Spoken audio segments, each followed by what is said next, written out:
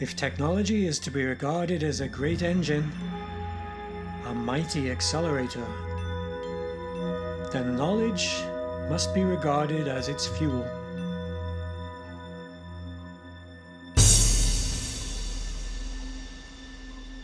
And thus we come to the crux of the accelerative process in society. For the engine is being fed a richer and richer fuel every day. Each new machine or technique, in a sense, changes all existing machines and techniques by permitting us to put them together in new combinations. The number rises exponentially as the number of new machines rises arithmetically. Indeed, each new combination may itself be regarded as a new supermachine.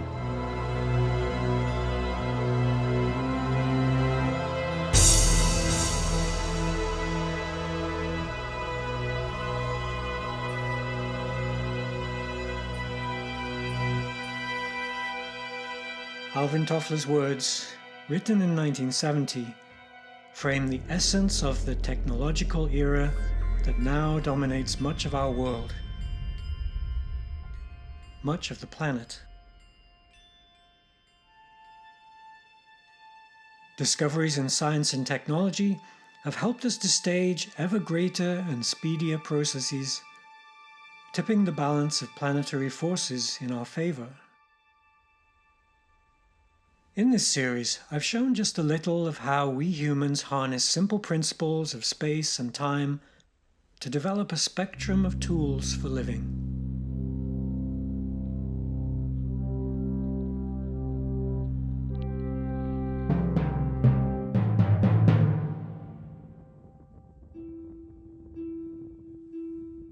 So the conveniences that we seek today through technologies, are these enabling us to think more or are they preventing us from thinking?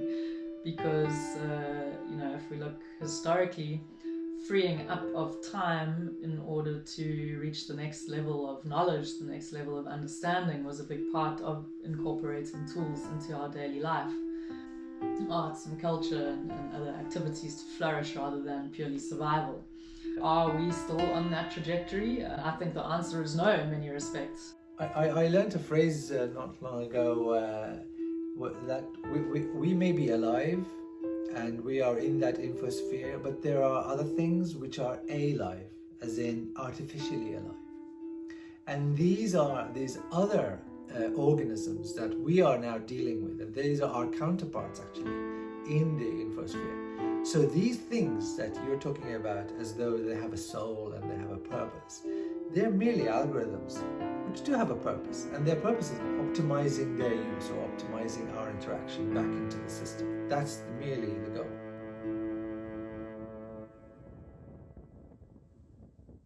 We are having these major population crashes for various reasons, and if we're having those in our life systems, it's going to affect the human life system. So sustainability is this ability to support life. It's not around just what the terrain of the planet looks like. It's all about life. One dynamic that often leads to increased or decreased cooperation would be scarcity. When resources are tight, people might feel they have more to gain by hoarding their own stuff and looking after their narrow patch of ground, however that's expressed, versus by building coalitions or cooperating in order to get larger things done. Is somebody there actually actively thinking about and scheming to sell my data? It's not, it doesn't have a soul. I don't see it as some malicious thing. Malicious has a connotation of intent to harm. I don't think it's that. I think it doesn't even care. It doesn't even see me as a me. It just does its thing.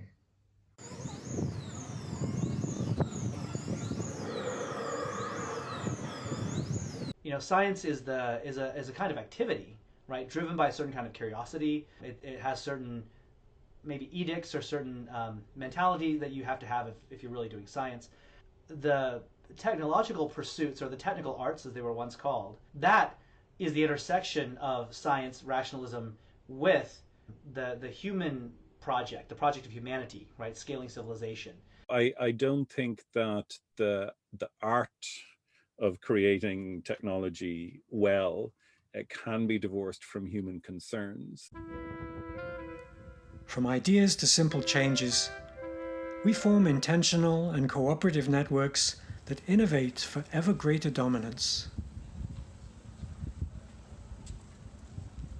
The promise of that journey is a rose garden with thorns and all.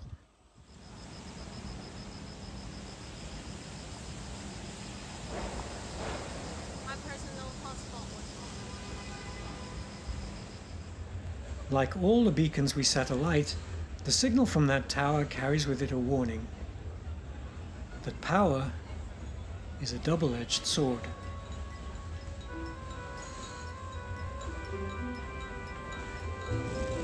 In this final part of the quest to see humans and technology as one, it's time to reflect on where this great multitude of processes is taking us.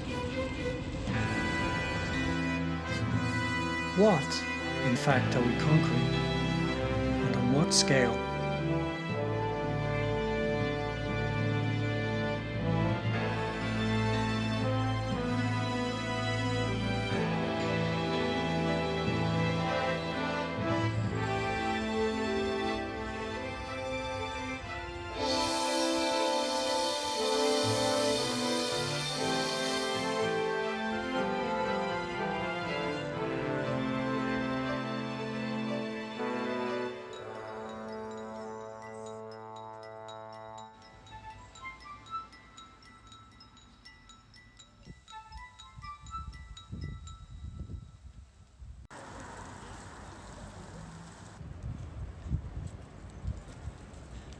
The 70s were a really big cultural influence on me, of course, in my teenage years.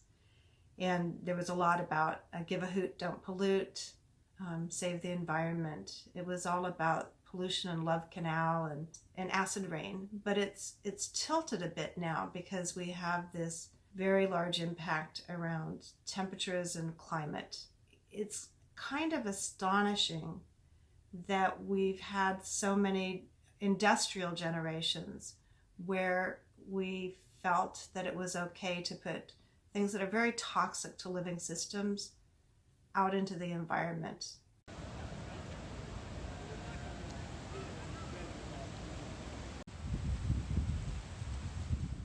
The concept of smart has its linguistic origins in the German word for pain. We say, smart as a whip, expressing human wit or intelligence, sharp and incisive like a strike of the leather.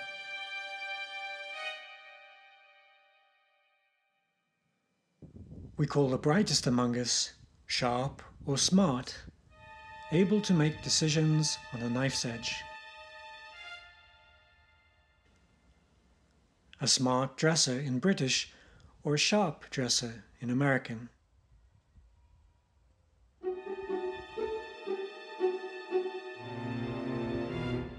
We smart from the stinging blows. Pain is a signal that programs our responses, teaching us to adapt and lingering in our memories. Adaptation and memory have always been the keys, not only to survival, but to human ingenuity.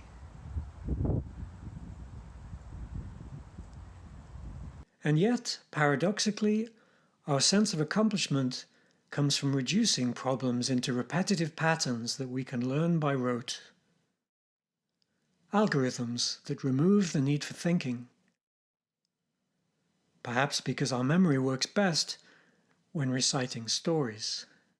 My characterization of smart work would be really around the central realization that prevention is cheaper than a cure. There's a fundamental change which has been happening in our society that hasn't yet really been embedded in the way designers think. But this idea of what digital really means. So, for example, where people, as soon as they got websites designed, they essentially designed them like magazines. So they didn't understand that actually this is a different medium. But where's the digital part? Where's the interactive part? It wasn't there. And now this problem is not so much there as it was before. But you still see some examples of that. But underlying that, there is this sort of philosophy of what digital means, that idea of instantaneous feedback, possibilities.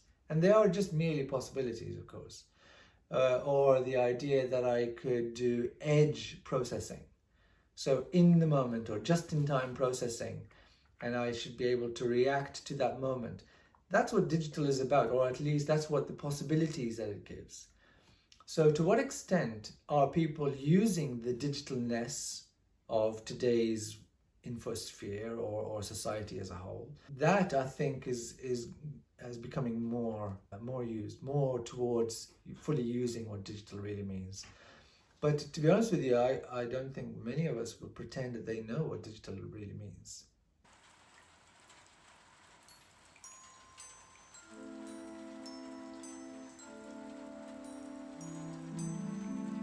The most important thing is to recognize that the virtual world cannot exist by itself. That us, when we're just living in virtuality, even as someone who's very online like myself, who loves technology, that's not enough. We have to be fully embodied human beings. We need to understand that we live in a real world, that even the demands and the little reindeer games we play in the virtual world create tremendous demands on the physical world.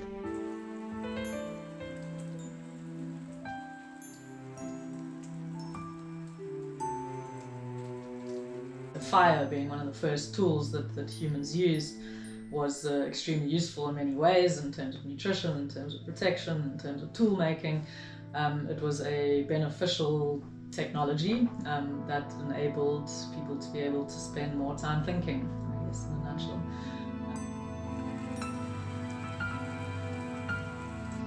I got the feeling after delving into quantum physics and then the study of life, of biology, and that we may be at a dead end with respect to the tools that we're currently using.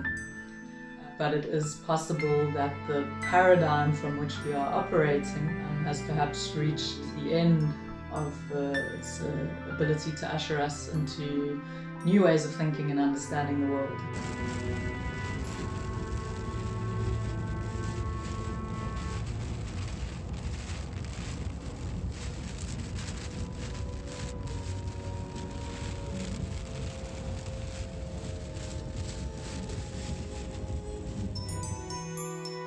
Today, claims of smart technology abound from all quarters.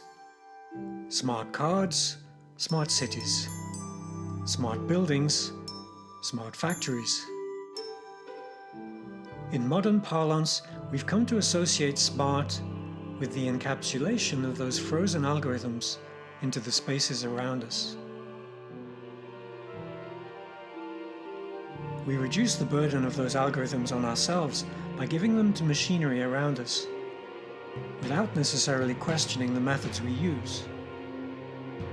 But we seem to have learned less about ourselves and the complexities of the human condition than about mechanization. Why are we so good at technology and so poor at human cooperation? Already we've had so many examples where technology does not win on its merit. Technology is a social construction.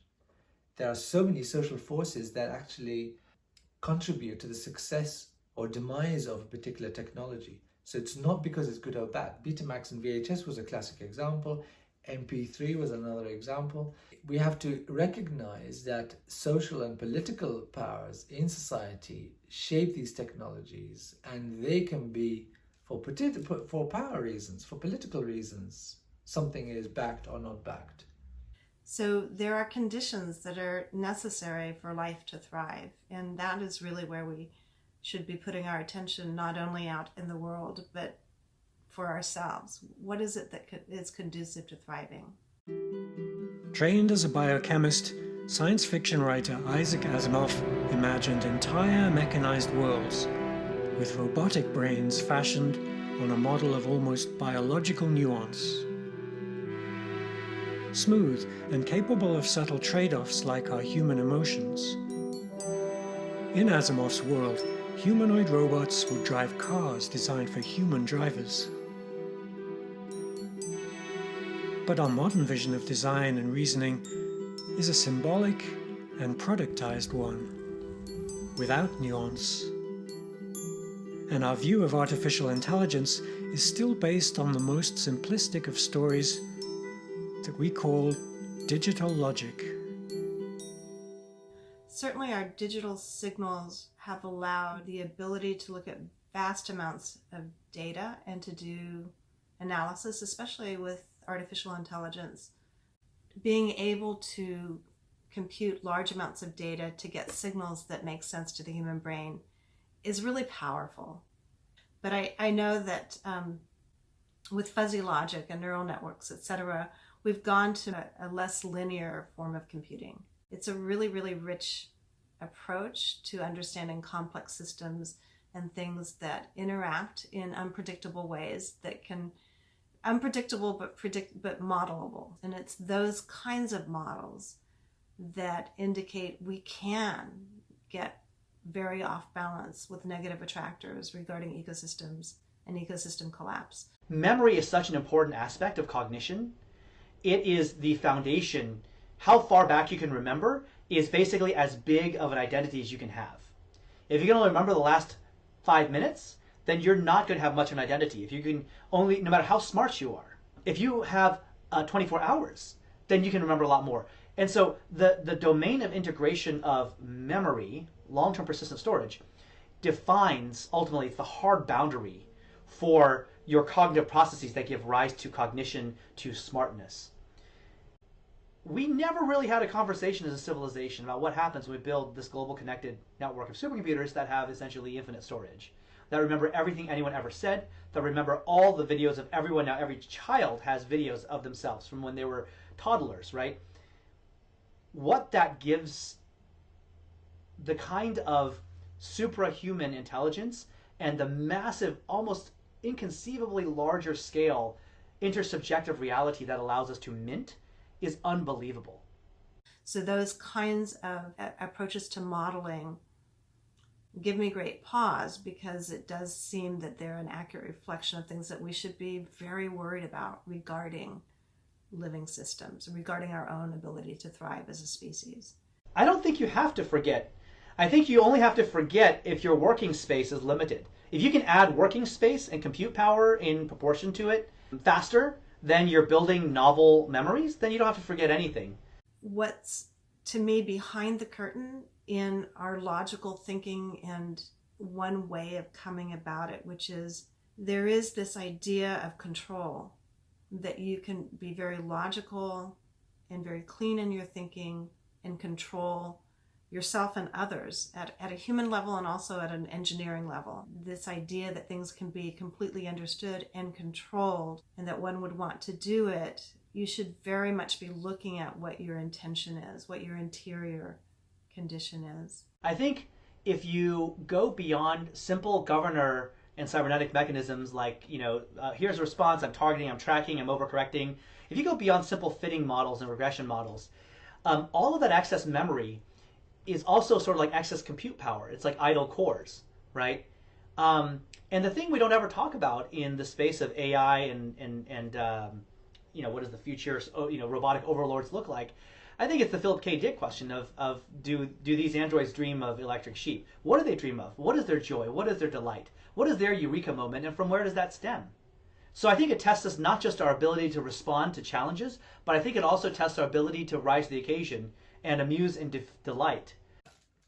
I think for people who are programmers or have had experience in programming, they know full well that that machine is no better than the line of code that's in it. Yet we somehow, dehumanize it just because it became a piece of metal. But that line of code was not a piece of metal. It was purely the product of some organic being, you or me. But as soon as it gets onto the metal, we give it that sense of other than human. But it's still human. And it's still fallible. And even more so fallible when it comes to an AI algorithm that's taking in data that's obviously biased, because the AI will work in a very narrow field based on that particular data set that was given to it, where at least a human being can take that data set and also take it with a pinch of salt. In science fiction, emotion came to be treated as something to be eliminated from the perfection of machinery.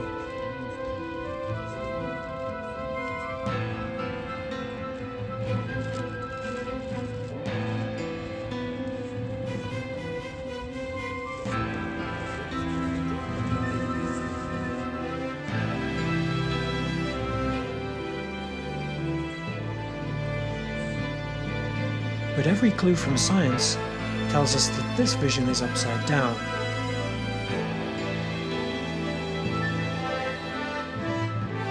And that emotion is the key to decision making.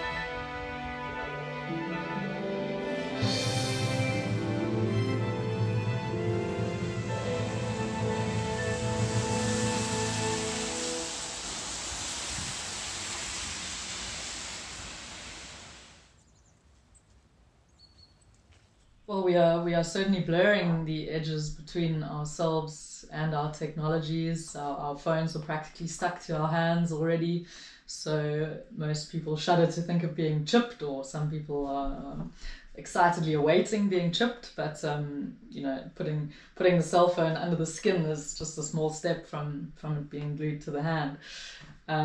So already I would say our ability to function as individuals completely independently of technology is not possible anymore. Perhaps never was. So this blurring of edges, I think, is a double-edged sword. There's nothing intrinsically, I would say, negative about the idea of integrating technologies more and more into ourselves and our lives. But to what goal? For what objective? I think we need to take clear stock of. If we have a structure where there's an agent that sits above both the user and the technology that has a motive that may not be clear to the user of the technology, then there's a problem, because then the blurring of the boundaries may not have the meaning that we think it does. The places that test human cognition to its limits are cities. It's in cities that we've changed the very nature of our living and risen to unchallenged sovereignty over life on our planet. But in doing so, we've also enslaved ourselves to a very specific pattern of growth.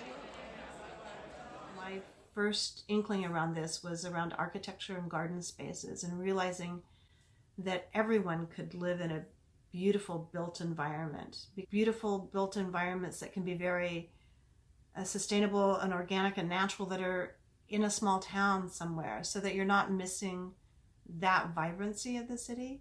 And then in terms of the interactions that a city could bring, you can have those, you have them in other places. That's not unique to cities. It's easier in a city because you often find more critical mass of people who might have common interests.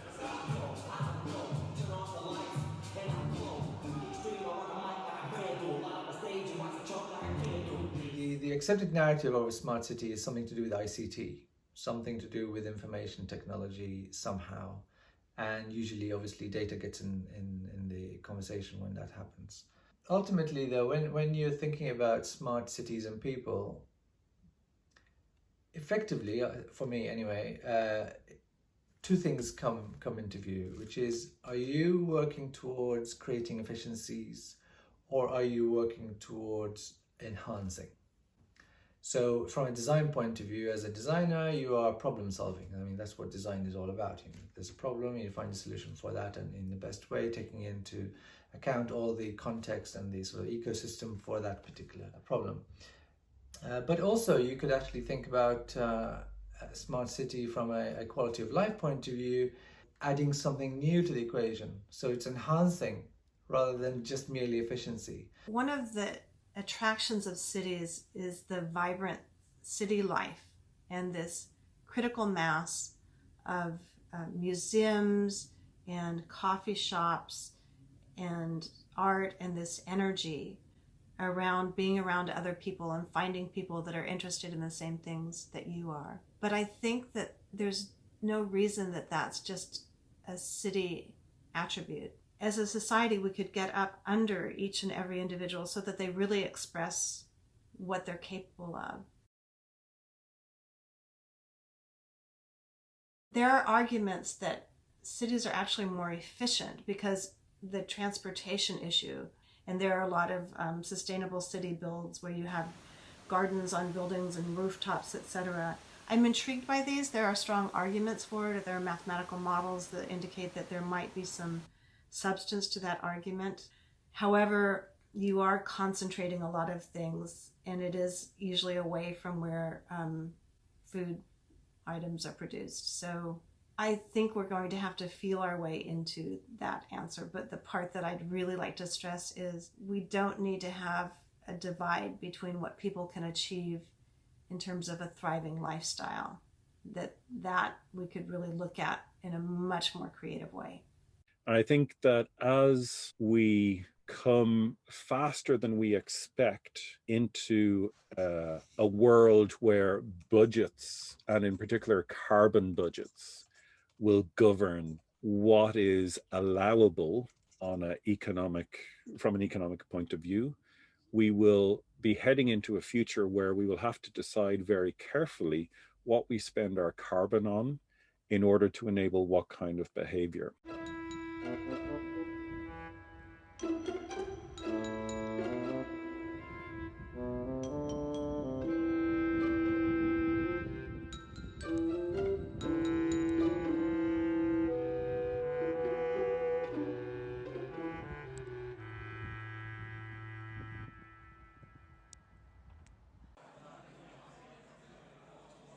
We need power, we need water, we need food, we need communication systems. All services depend on these basic resources. And we're sitting at around 2 billion out of 8 billion people that don't have satisfactory access to these basic resources. Firstly, this means that these people cannot participate in this technological era, which means we're losing that contribution. But secondly, this number is increasing, and that means that we may not be able to survive the current era, never mind achieve our aspirational goals of evolving into a more advanced society. Money is valuable because it compresses time. Time is the most valuable thing in the world. The reason money compresses time is because it lets some people use other people. So instead of spending their own time, they spend other people's time, and they can parallelize that. So in a world of humans, we can create a dynamic of interactions, like we create and order the world in such a way that we can manipulate time. There's no doubt that we are very much running an inefficient world in terms of how we do things. But certainly there is a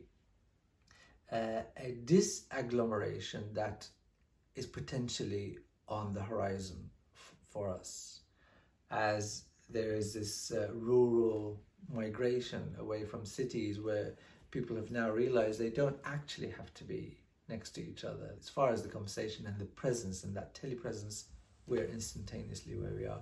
So the meaning of space has now changed dramatically post-COVID, and it's been demonstrated in a big way that you don't need cities for making sure that people are able to have this sort of physical-based economy.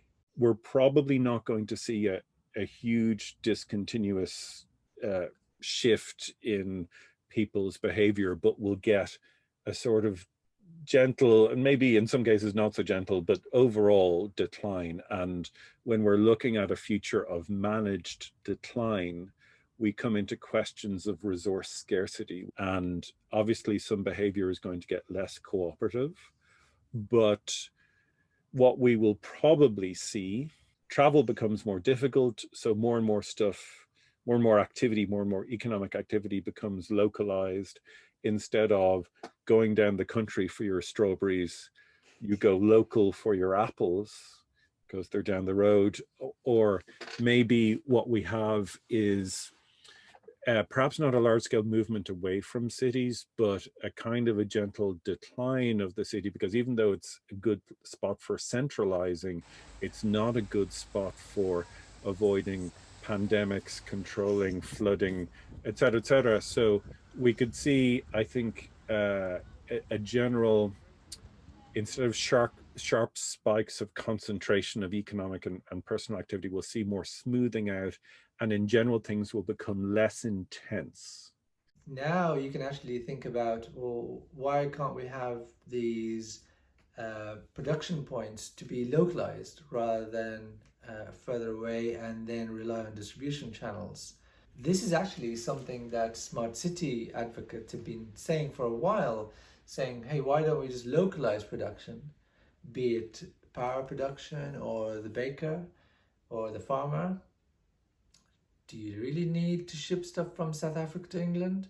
We've homogenized, we've defined, we've structured, we've just thrown all of the stuff outside, the stuff that normally hairy and makes everything a point-to-point negotiation. We clear all of those externalities out, and we're able to have quick markets and relatively lubricated and liquid markets. But a lot of people seem to just assume that that is going to always work. And it's like, no, if your equation keeps not balancing, you can be very fast with your arithmetic, but you're going to eventually end up with residuals that will kill you.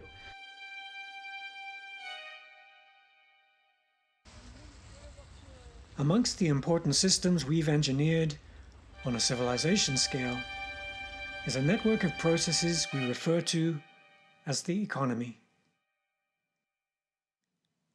It's a circulatory system that marshals human activity in the form of goods, services, and money. Yet the levers by which we steer it are blunt instruments compared to the sharp end of the whip we experience as its participants. A travesty of incompatible scales that leaves us vulnerable to its tumultuous weather patterns. The current model of how economic incentive works may soon be coming to an end, as it becomes clearer that we've not been counting everything on the balance sheet. The happiness agenda was born inside Smart Dubai as something that looks specifically at making sure that people in Dubai are at the center of any smart city effort. He's saying, okay, well, what is the biggest single thing that you could do to affect people's happiness? And it's mental health. Address mental health, you'll address happiness in the biggest way. So the biggest move you can make on happiness, health, rather than trying to improve the quality, just take away the things that reduce the quality. That will be your biggest bang for your buck. I love Jonathan Haidt's work on this. Jonathan Haidt has written great work called The Righteous Mind, and it's a study on moral foundations. And for those who haven't read it, you should. But for those who haven't read it, to net it out very simply, it's that all of us as people have different sort of, if you will, taste buds for each of the different kinds of virtues. And there's 5 or 6 core virtues. Things like sanctity, things like equity, fairness, respect for authority, law and order, things like that. There's all these different kind of categories of flavor for different people in different cultures have different kind of attunements, right, in their flavors of this stuff. For a human to have a meaningful life and to feel like they're living a good life, that question has to be answered in the context of living in a society that we feel does these virtuous things and that we can respect and that we believe the virtues that it sort of tells us about. So we do have to have some kind of moral order. Now, in that moral order, the problem is that we have created a world that's so scaled and connected that now we have everyone fighting to establish the single global moral order. And even the liberals and the multiculturalists, who I consider myself to be one of, right? Even there, we sort of have a meta unified moral order we want to impose on the world. That kind of like doesn't work. We actually have to recognize that different people living in different areas need to be able to establish a moral order for themselves. And of course, there are boundaries. There are human rights that we need to draw a line in the sand, right? But within, there should be a large region where we can agree to disagree. And when people live within their moral order, they're actually much better people in general. The societies are much more stable. We need to recognize that. We need to recognize that the conflicts that we have in morality today are because we threw everybody in this naive Zuckerbergian way. Let's connect the world, because I'm sure then by via text chat on this great global BBS, we'll resolve our differences, right? Of course not. Are you kidding me?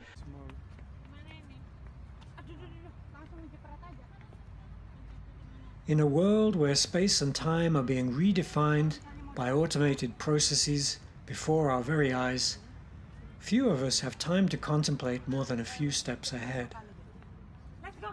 Our inability to perceive time and consequence on more than a narrow band of scales blinds us to the full consequences of our actions. And now, that's coming back to haunt us. Part of us is quick to forget the greater good when we mechanize our world by rote, while another part clings to useless toxicity as grudges are passed down for generations out of misplaced pride.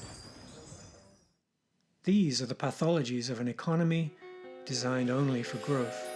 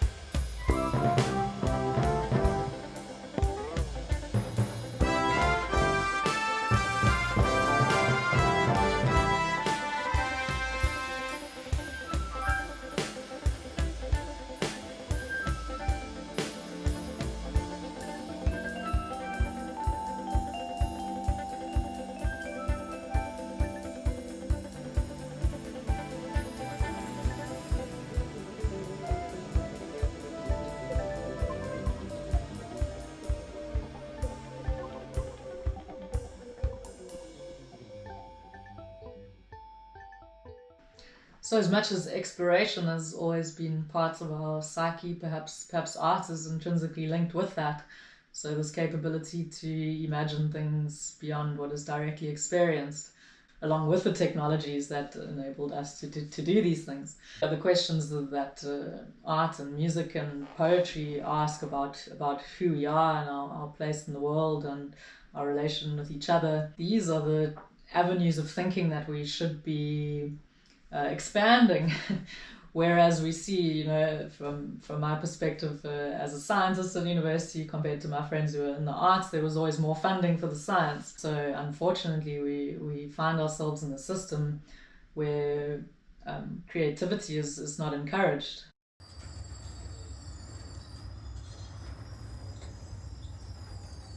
Arts have always been pushing these boundaries of who we are and our place with respect to each other and the world.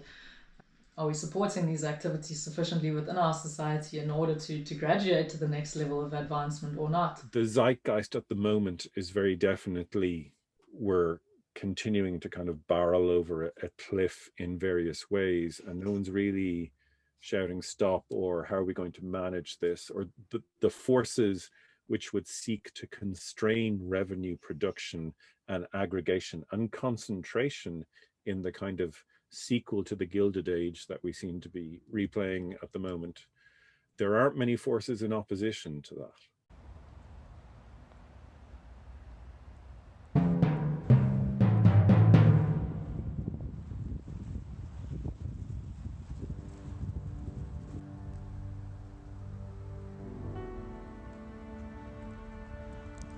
This is the next step. As far as I'm concerned, we have 2 planets neighboring us. Venus, which is rather warm, difficult to land any technology there without it melting at around 500 degrees Celsius.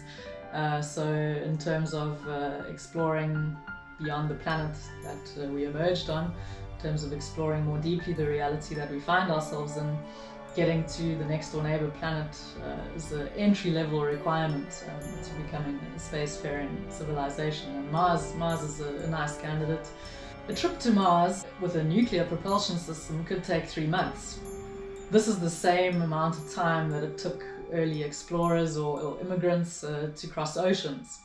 So the parallels are far more striking than the differences, I would say, with respect to our next expansion, which will be beyond Earth, if we make it that far.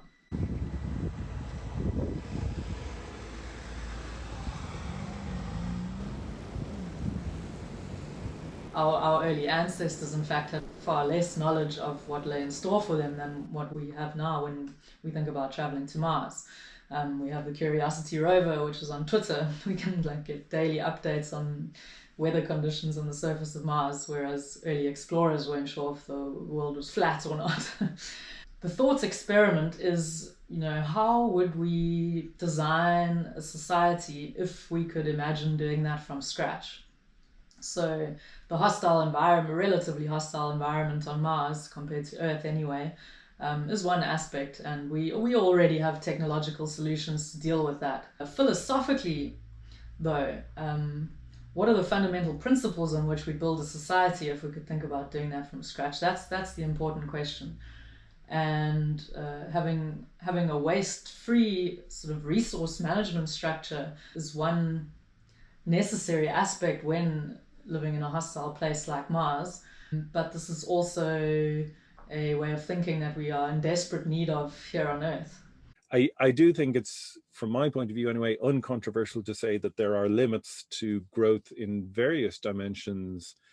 And I think it is controversial, but also true that we're probably way closer to some of those limits right now than might be internalized by, I'll say, the working world at large, or maybe, the elites, or politician class, etc.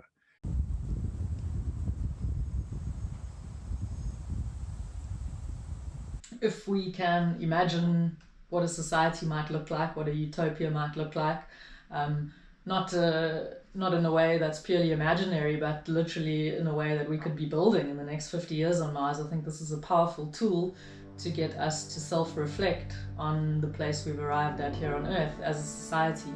Would we want to take money as a construct with us to Mars? Would we want a profit-driven consumerist culture like the one that we have on Earth? Or would we think of other models, other mechanisms on which to base the way a society functions? And this is the exact kind of thinking that we need here on Earth.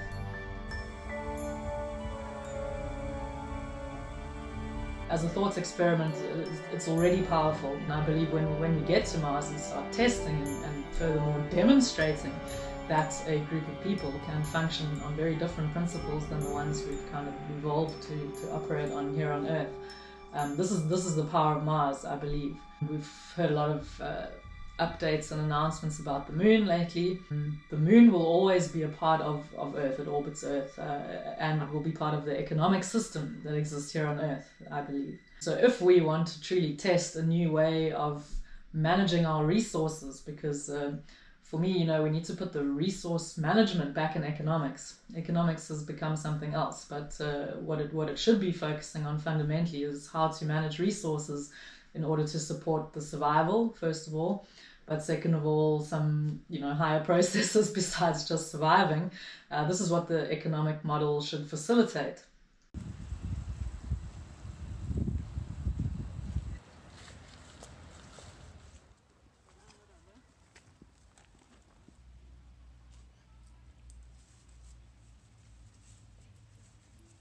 Our current history, the long arc of history that has stacked different events upon different events that still play out in current society. There's been an out there for quite some time. So our trash can go out there. When we're done with something and discarding it, it goes out there. At the bottom of that, I think caring is the biggest thing we could work on right now. We are having these major population crashes for various reasons. And if we're having those in our life systems, it's going to affect the human life system. So sustainability is this ability to support life. It's not around just what the terrain of the planet looks like. It's all about life, right?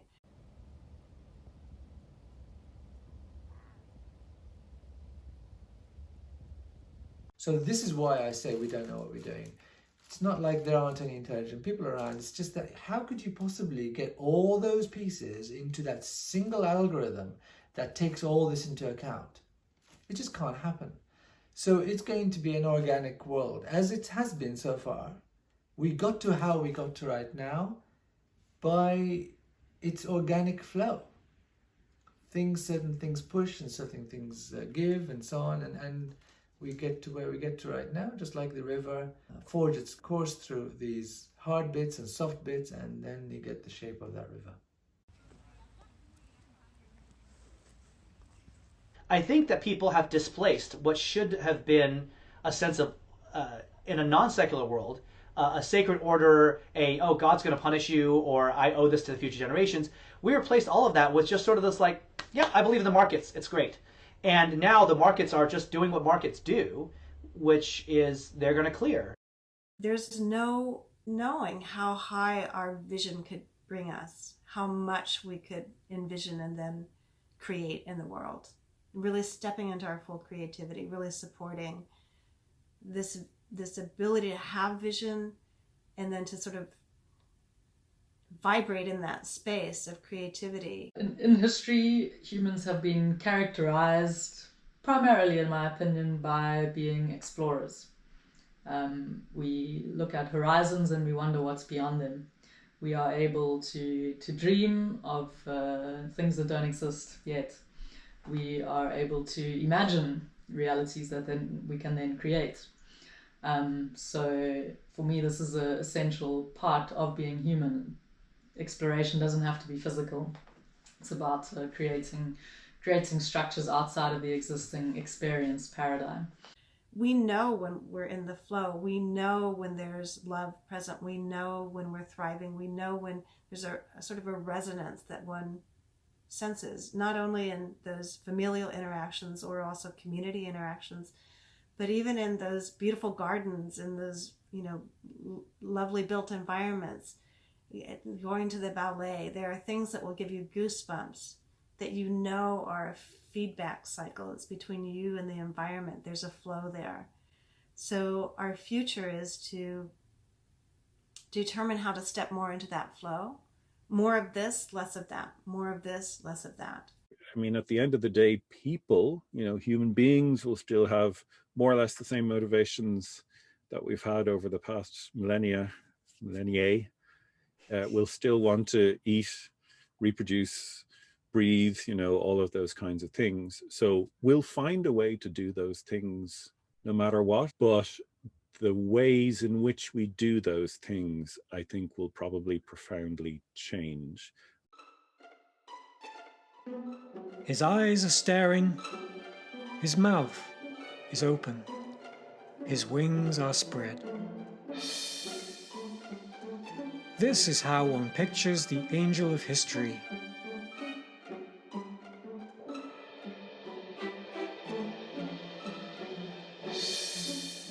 His face is turned towards the past, where we perceive a chain of events he sees one single catastrophe, which keeps piling wreckage upon wreckage and hurls it in front of his feet.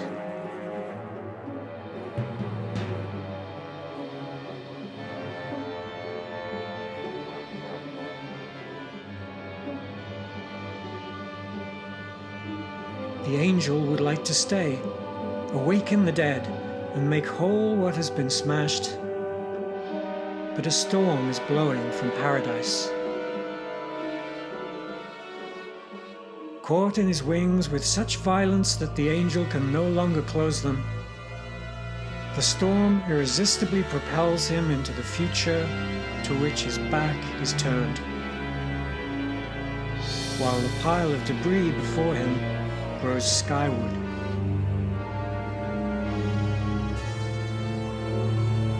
This storm is what we call progress.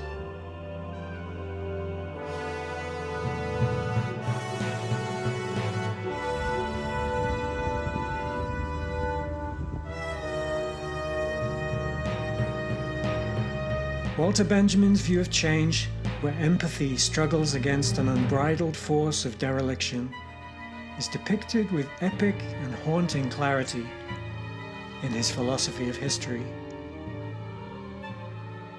Of course, we expect more of compassionate souls than we do of simpler machines, even as we single-mindedly offer ourselves to them in factories and social institutions. But there's no denying that technologies allow us to act more quickly and more powerfully than we ever could as individuals. And it's for art and entertainment to reflect on why we seek that power. Our civilization is built on this division of responsibilities. Lavishing in exploration and apparent incoherence, nature tries out its own technologies in search of resolution, and on scales of its own choosing. It's not about tidy simplicity or profit.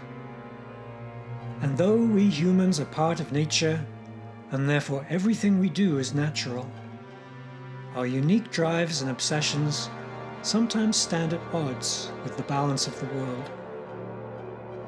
We can't outsmart our ecosystem, but we could reprogram a civilization to sustain it, to respect its limits.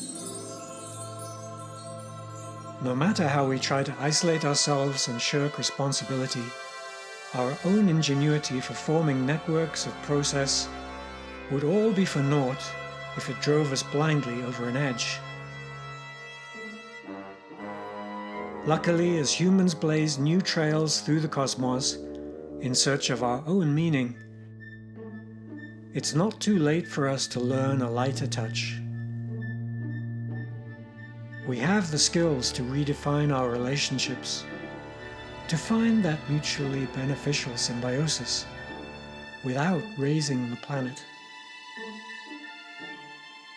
Technology is a friend, one that can learn better table manners, and we're actually quite good at it. Well, more or less.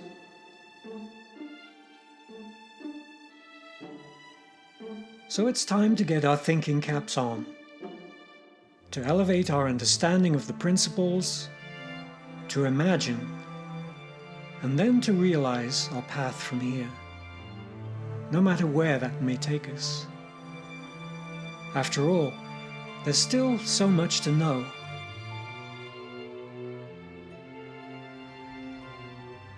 So much to enjoy.